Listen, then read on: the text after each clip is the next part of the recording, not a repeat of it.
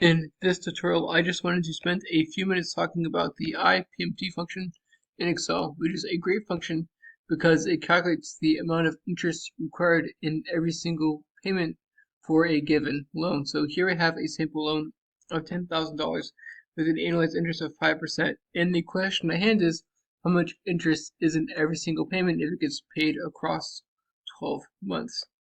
So to do that using the IPMT function, I'm going to do equals IPMT, open parentheses.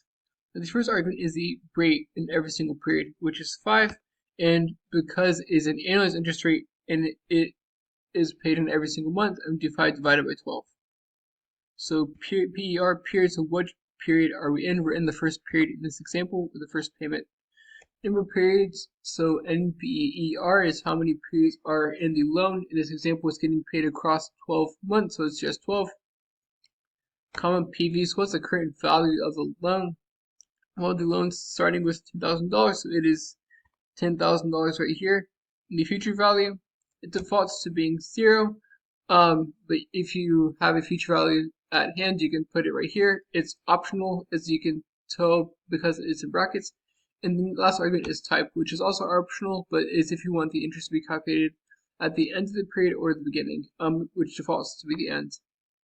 I'm not going to use either of the optional arguments in close parentheses.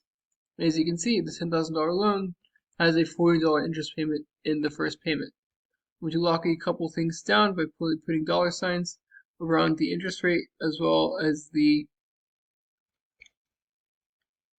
present value, and close parentheses, and drag this down. But as you can see, the first month's payment has $14 in interest, but because the value of the loan goes down with every single payment, the interest required in every single payment goes down throughout the loan. But still, over the course of the year, you end up paying